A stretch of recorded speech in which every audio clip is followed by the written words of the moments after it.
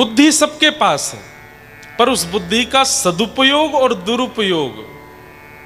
भाई करंट तो निकला है, अब या तो उस करंट से आप बल्ब जला के प्रकाश कर दो, या फिर उस करंट को किसी को छुपा के उसके प्राण हरण कर लो।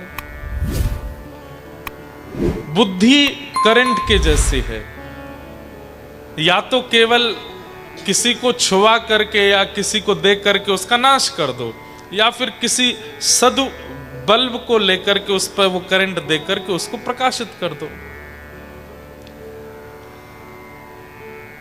राघव जी कैसे हैं? बोले बुद्धिमान है, कब कहां क्या कैसे निर्णय लेना है ये सब जानते हैं। धी विद्या, विद्या किसको कहते हैं? सही गलत की पहचान, सद असद की जानकारी जिसको है उसको विद्या कहते हैं। राम जी के पास वो विद्या भी है।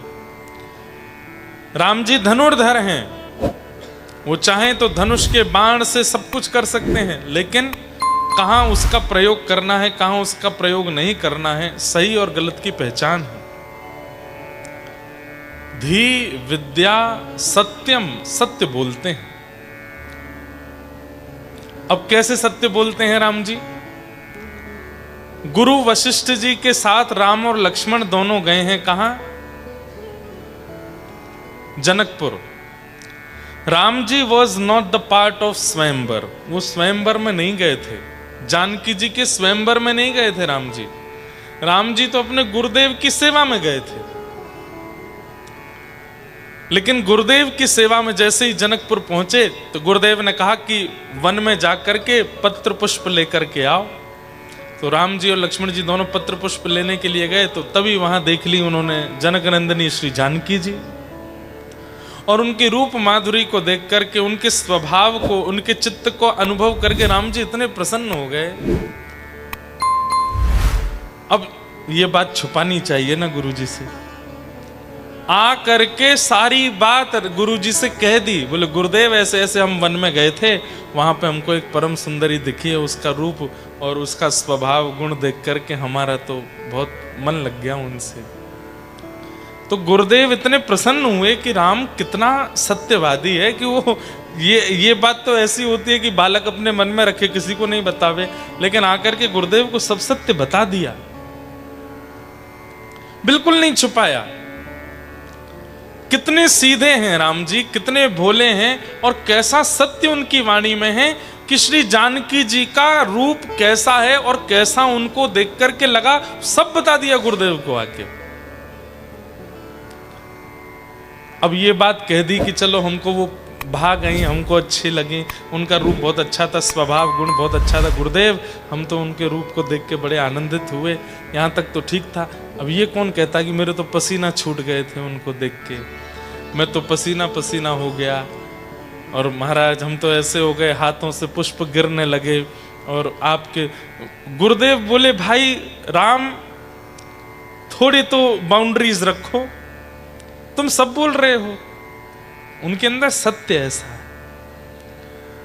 और फिर अगले दिन गुरुदेव की भी बस मन में भाव आ गया कि एक बात सत्य मानिएगा, गुरुदेव को यदि अपने जीवन का कोई भाव बताया, तो अगर वो आपका कल्याण ना करने वाली बात भी होगी, गुरुदेव ने अगर इसको स्वीकार लिया तो वो भी आपका कल्याण करेगा। मतलब गुरुदेव को बता करके उसको प्रसाद कर दो, उस भाव को, उस बात को।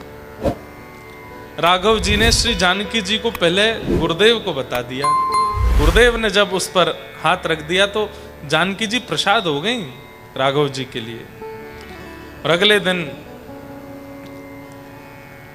जब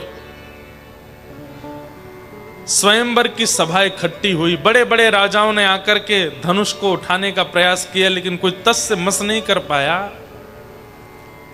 तब जनक जी महाराज कहने लगे, लगता है कि इस पृथ्वी पर कोई बलवान बचा नहीं है। आहा।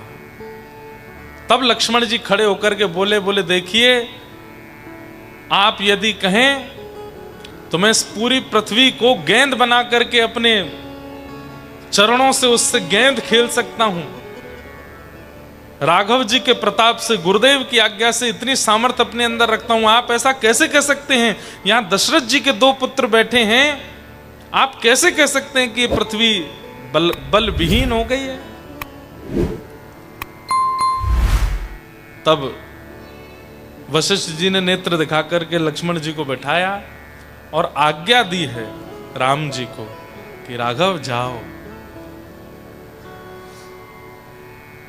जाकर के इस धनुष का भंजन करो। मतलब बल तो है, पर जब तक गुरु आज्ञा नहीं करेंगे तब तक उस बल का प्रदर्शन नहीं। हमारा बल कैसा है? हमारा बल आवारा बल है, चाहे धन का बल हो, बुद्धि का बल हो, चाहे ज्ञान का बल हो, हमारा बल कैसा है? आवारा है, कहीं भी प्रकट हो जाता है। लेकिन राघव जी का बल ऐसा नहीं है, जब तक गुरुदेव आज्ञा नहीं करेंगे तब तक बल का प्रदर्शन नहीं। गुरुदेव ने जैसे ही कहा, उठहु राम बन जाओ सर भव चापा, जाओ राम जी उठो, जाकर के इस धनुष को तोड़ दो। जैसे ही गुरुदेव की आज्ञा हुई है, चल करके श्री राघव जी गए। आहा, कहते हैं राघव जी ने जाकर के पहले धनुष को प्रणाम किया। बाकी के राजा क्या कर रहे थे?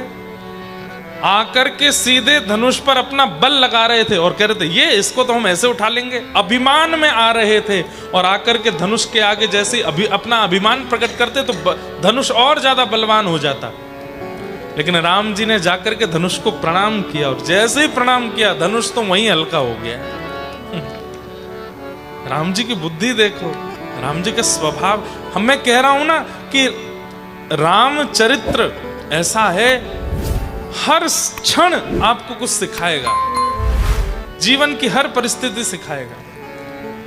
जाकर के राम जी ने प्रणाम किया, धनुष हल्का हो गया, फिर एक परिक्रमा और कर दी उसकी, तो धनुष बिल्कुल ही फॉलोअर हो गया राम जी का। बोल भाई क्या आदमी हो तुम? है यहाँ दुनिया के बड़े बड़े सारे वीर आए, आकर के जो है मेरे ऊपर अपना बल लगा रहे हैं और आप आकर के मुझे प्रणाम कर रहे हैं। शंकर जी का धनुष है। और जैसे ही धनुष को पकड़ा है, पकड़ करके उठाया, प्रत्यंचा चढ़ा के तोड़ दिया। ये उठा करके प्रत्यंचा चढ़ा के तोड़ने में कितनी देर लगी? बोले जितनी देर में लोगों की बस ये आंखों की पलक ऐसे झपकी होगी, इतनी देर में तो उठा के प्रत्यंचा चढ़ा के राम जी ने धनुष तोड़ दिया।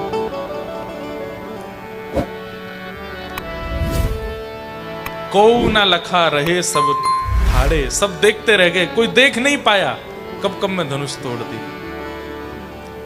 और श्री राघव जी को श्री जानकी जी ने स्वीकार करके वरमाला पहनाई है। सत्यम, सत्य बोलते हैं राम जी, गुरुदेव से नहीं छुपाया। और अंतिम लक्षण क्या है राम जी का? अक्रोध, क्रोध नहीं करते, बेवजह की बात पर क्रोध नहीं करते, अपने क्रोध को सहना जानते हैं। एक बात बोलें बंधुओं, क्रोध संसार में सबको आता है, पर उस क्रोध को जो यहां रखे वो महादेव है। मतलब यहां से यहां ना आवे, वाणी पर ना आवे। हम लोग राक्षस क्यों बन जाते हैं? क्रोध जन्म लेता है, उठता है, उठता है, उठता है, यहां आकर के इधर से निकल जाता है। इसलिए हम लोगों का क्रोध नाश करता है हमारा। महादेव देव नहीं है, महादेव है। वो महादेव किस लिए हैं? क्योंकि अपने क्रोध को यहीं तक रखते हैं, कंठ से ऊपर जाने नहीं देते हैं। क्रोध को सहना सीखिए। क्रोध सबको आता है, थोड़ा थोड़ा तो सबका प्रकट हो ही जाता है, पर कंठ से ऊपर ना जाओ। अक्रोध